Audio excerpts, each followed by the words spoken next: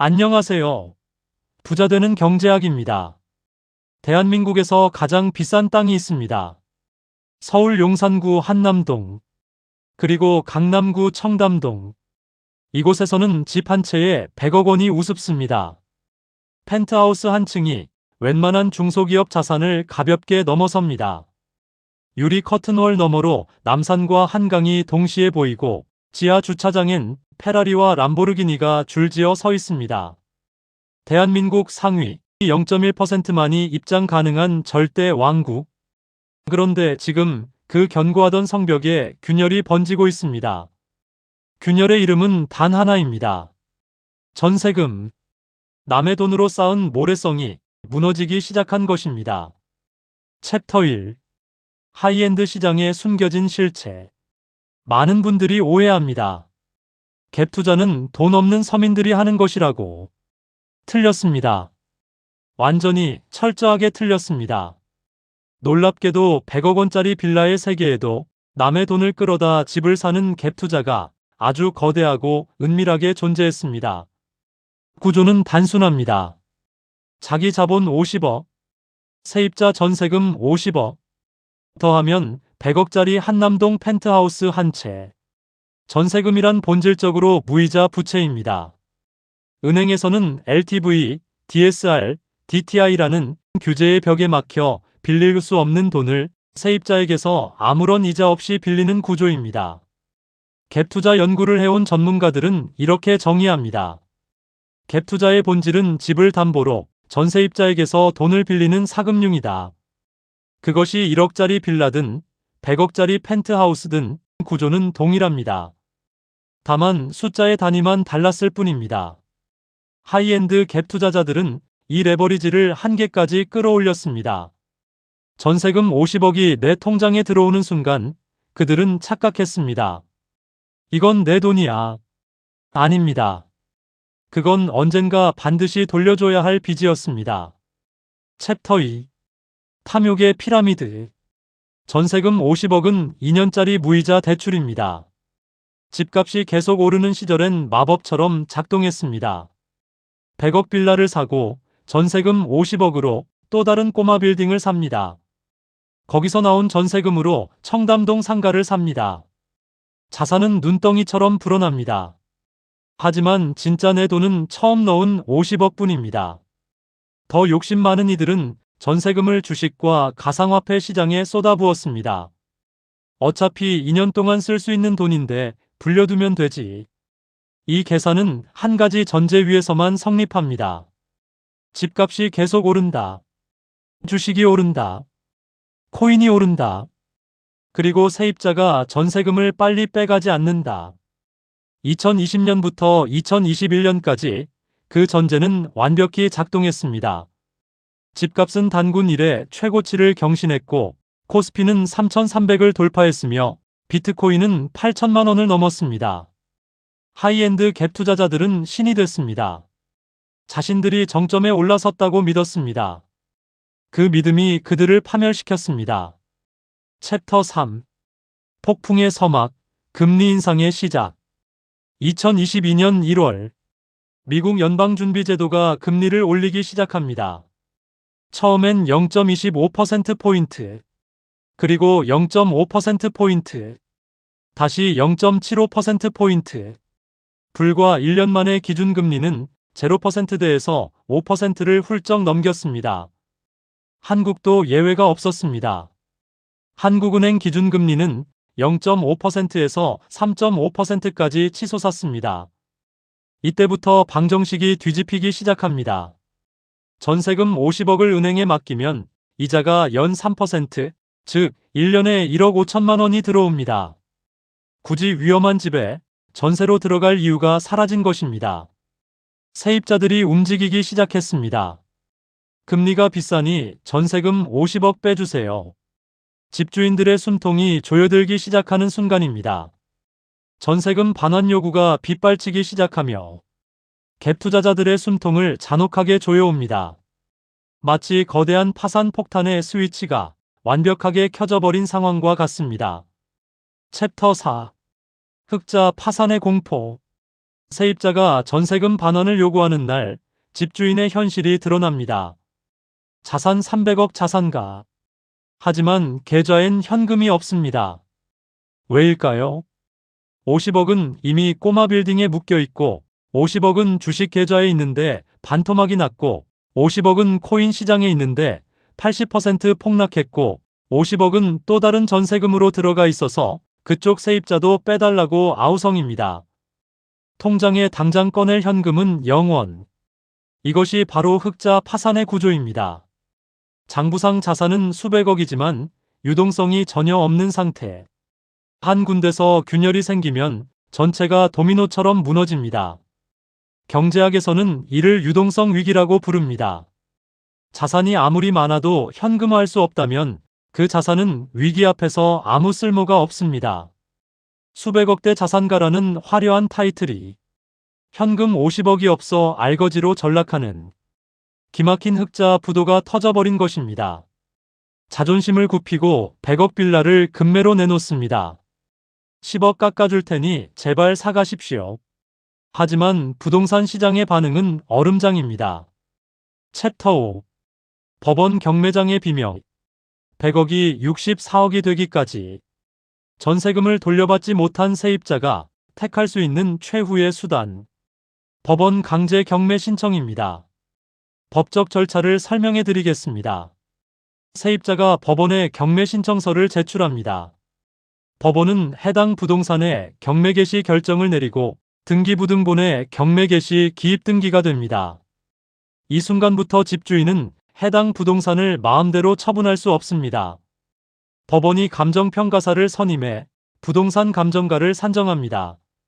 100억짜리 빌라의 감정가가 100억으로 책정됩니다. 그 다음 입찰 공고가 나갑니다. 그런데 아무도 오지 않습니다. 1차 경매, 유찰. 입찰자 단 한 명도 없습니다. 최고급 대리석과 수입산 가구로 도배한 상위 1%의 화려한 펜트하우스가 시장에서 철저하게 외면당하는 순간입니다. 유찰이 거듭될 때마다 법원은 최저 입찰가를 낮춥니다. 한 달 만에 100억에서 80억으로, 다시 64억으로. 실제 데이터를 보겠습니다. 강남 3구, 강남 서초 송파구 아파트 경매 진행 건수는 2024년 4분기 기준 총 150건. 이는 2015년 2분기 이후 9년 6개월 만에 가장 많은 수치입니다. 청담동의 고급 빌라 효성빌라 청담은 토지거래 허가구역도 아님에도 입찰자가 나타나지 않아 반복 유찰 중입니다. 청담동 이편한 세상 41평형은 감정가 23억 원에 경매를 시작했지만 무려 4차례나 유찰되며 최저 입찰가가 9억 4,200만 원까지 추락했습니다.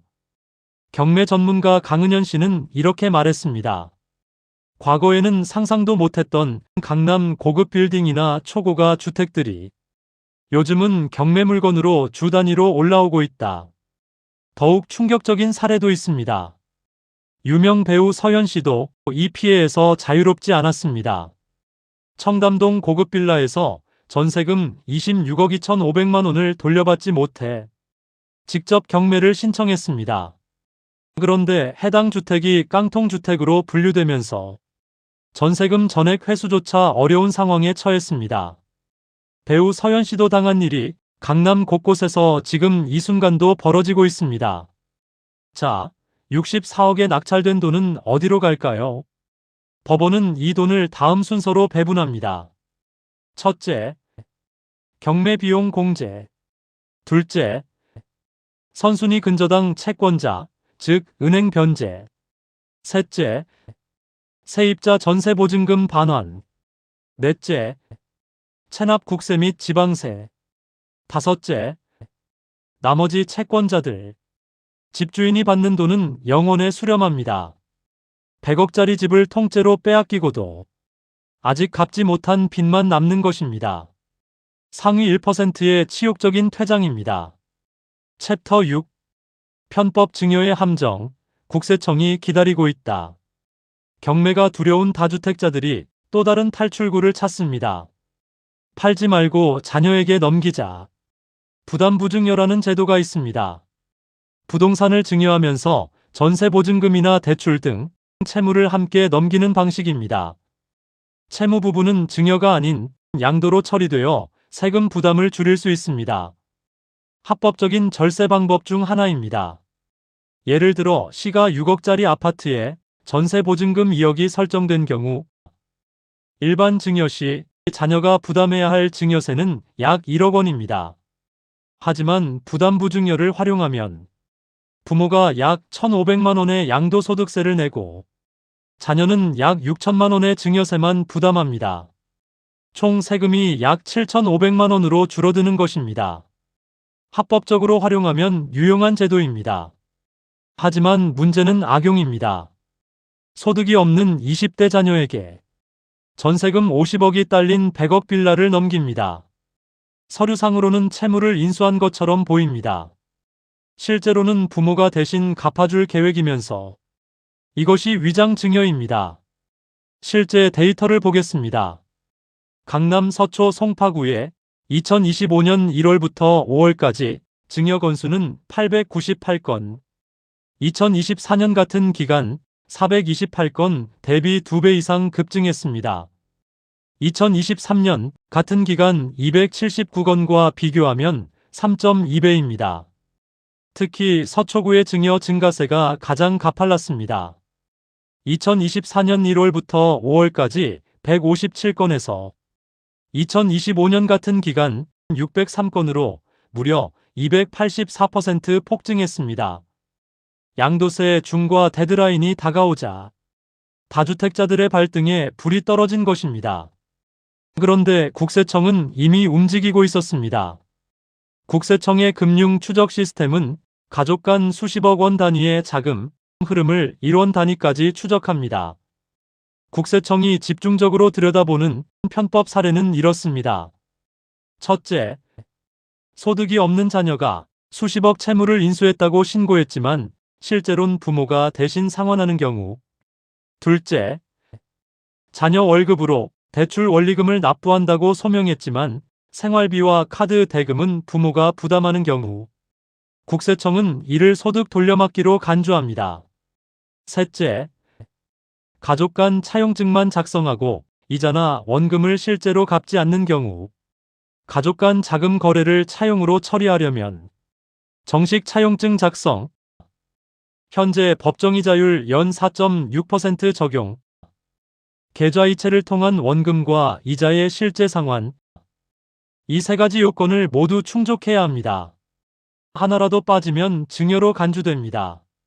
실제로 2025년 한 해 동안 국세청은 703건의 부동산을 감정평가해 총 9조 2천억 원 규모의 추가 과세 기반을 확보했습니다.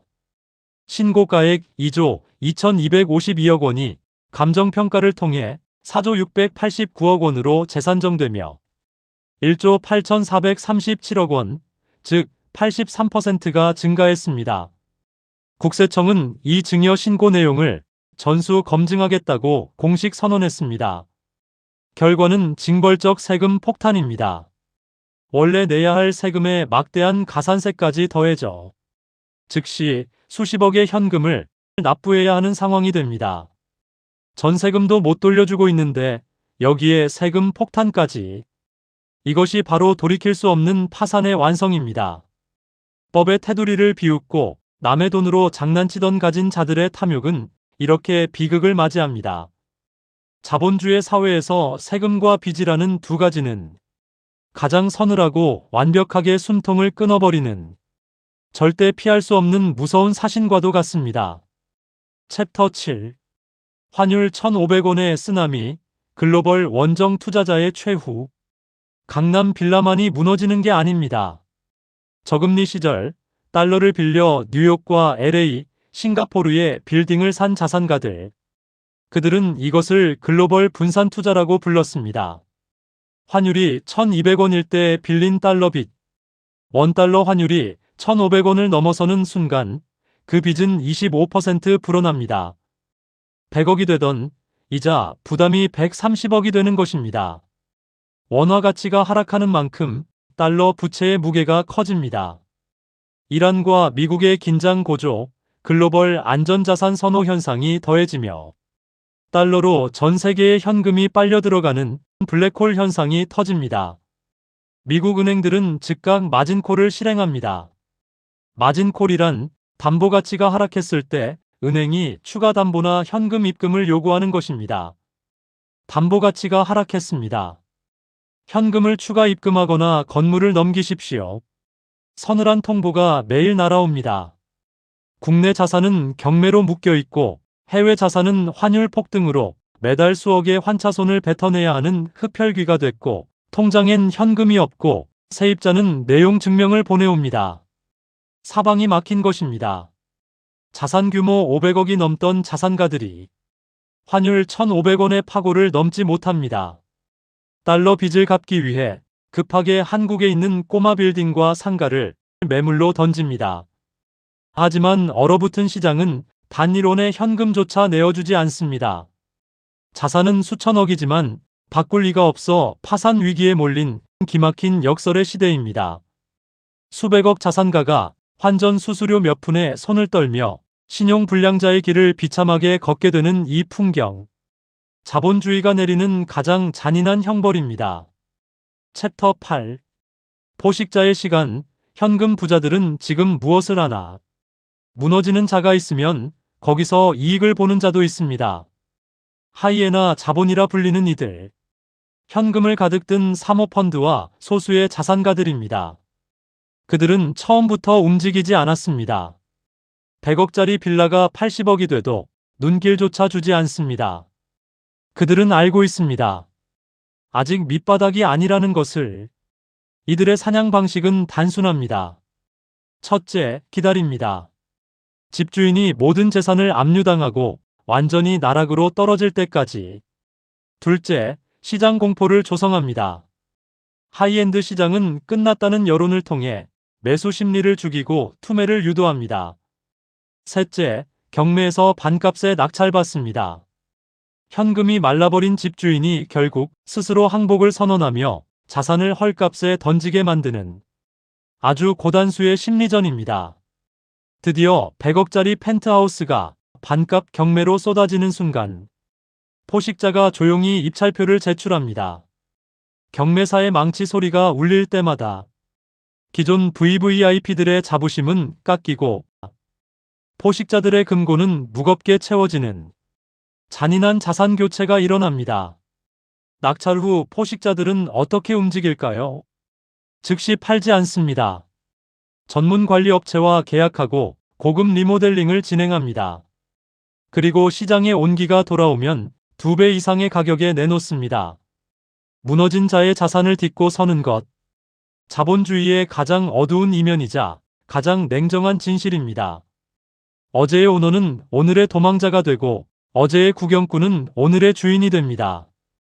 이 먹이 사슬의 최정점에는 항상 차갑고 냉정한 현금이 서 있습니다. 챕터 9.